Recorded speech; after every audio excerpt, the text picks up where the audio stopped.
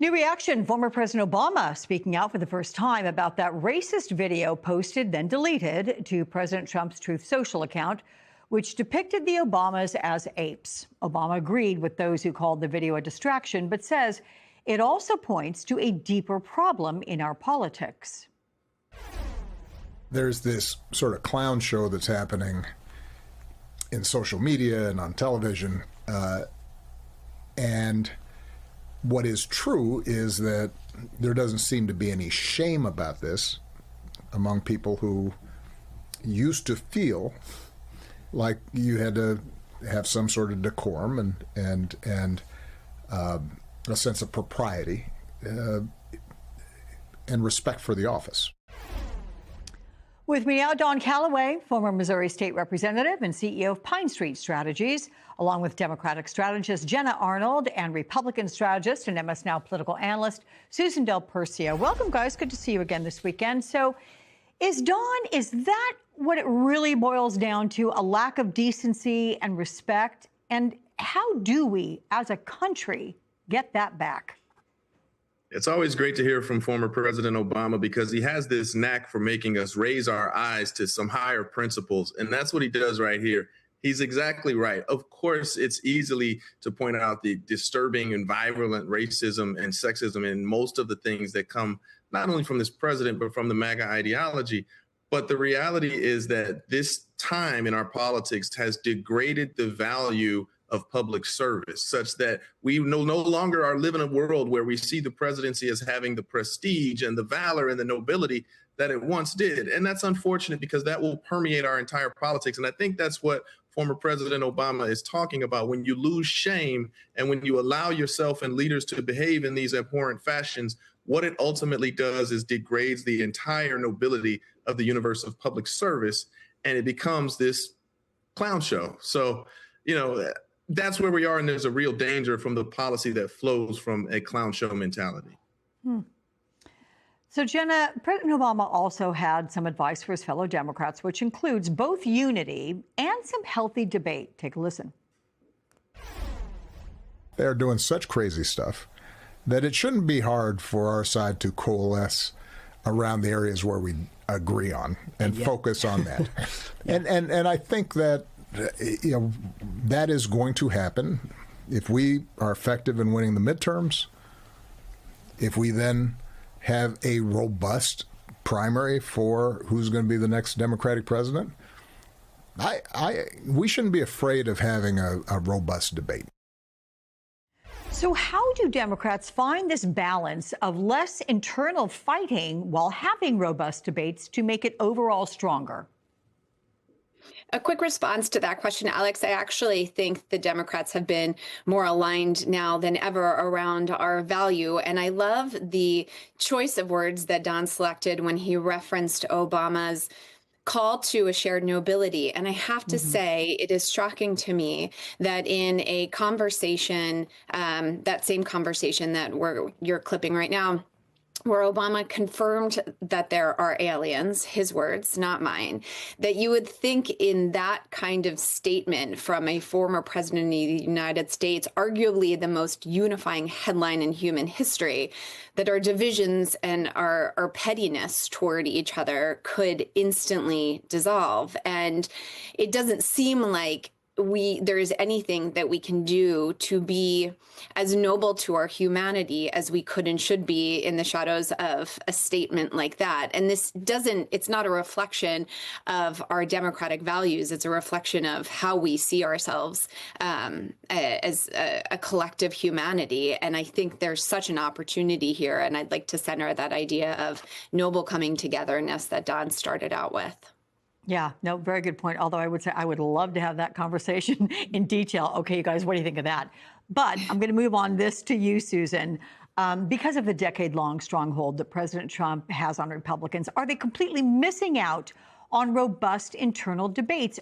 Or is it a beginning now as they do see a future beyond Trump?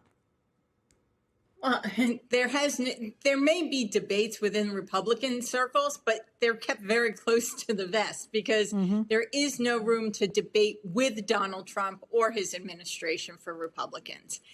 Are they starting to break? I don't think they're going to break with Donald Trump, but they're starting to realize there is, as you just said, a time after Donald Trump. We even saw that with Marco Rubio's speech overseas yesterday. He was a lot more inclusive with Europe than Vance was, Vice President Vance was before the year before. So there is some room, but right now, I think the reason why Republicans are willing to speak up is because the president's poll numbers are so bad, and that they have to take the chances to separate with the president if they're from swing districts wherever they can.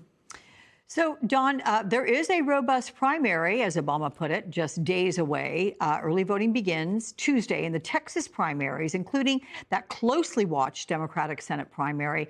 Congresswoman Jasmine Crockett and State Representative James Tallarico are battling it out. One piece in the Texas Tribune argues Black voters could prove decisive, making up a fifth of likely Democratic primary voters in Texas.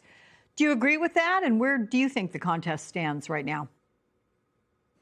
Well, full disclaimer and disclosure, Jasmine Crockett is a friend of mine. We grew up together in St. Louis, so I'll try to give you the most unbiased perspective that I can here. Black voters will absolutely be determinative in a Texas primary. And if Jasmine Crockett can harness them for this election, I think she has a very good shot to defeat James Tallarico. It's not an end of game situation for James Tallarico by any stretch of the imagination, because he's a young man with an extraordinary bright career in Texas politics ahead of him. But I think it's important that Jasmine Crockett shows what she can do and not only beats James Tallarico this week, but shows that she has driven Black votes out of suburban Houston, suburban Dallas, the growing Black population in San Antonio, because she's got to find a way to maintain keeping them engaged until November. And that's a very long runway.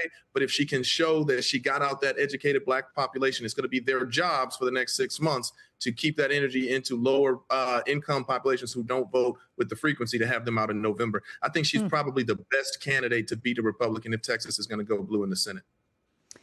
So this administration is very focused on what they call election security. Homeland Security Secretary Kristi Noem suggested her department has a major role in that during a news conference promoting the passage of a national voter ID law. She said this. Listen up.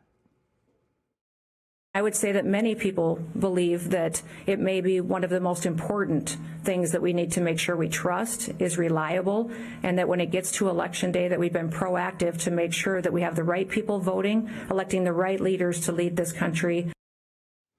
I'm going to ask both you, Jenna and Susan, if I can, for quick answers. Who are the right people? Who are the right voters? Who are the right leaders? Who's she talking about, Jenna? Well, I would say, to echo Don's sentiment, that it's certainly the Black voters. We're targeting and staying laser focused on trying to close the exclusion gap, which is entirely contingent on us closing the stability gap in northern Philadelphia. There's a huge opportunity there. And if Crockett can show that that's the target demo, and those are the folks that are carrying her across the finish line, maybe the DNC will start following suit in other places as well.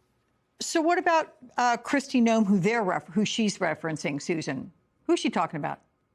The right people. Well, clearly she's talking about Republicans. She's following the president's lead when he said Republicans should take over elections. I think he said in something like 10 states, and then it was national, but then it wasn't. But at the end of the day, that's where she's going. She's saying Republicans should be elected, and that she's willing to do whatever it takes, even if it means overstepping and breaking the law, it seems like, based on what her comments, which go beyond what you just showed the clip of, to get that to happen. Now, she does, of course, need to recognize that ICE agents cannot be within 100 feet of polling sites. It would be against the law, and that she really doesn't have a role to play here at all in this role. The only thing that she can do is offer certain amount of security, especially cybersecurity, to individual states should they want it.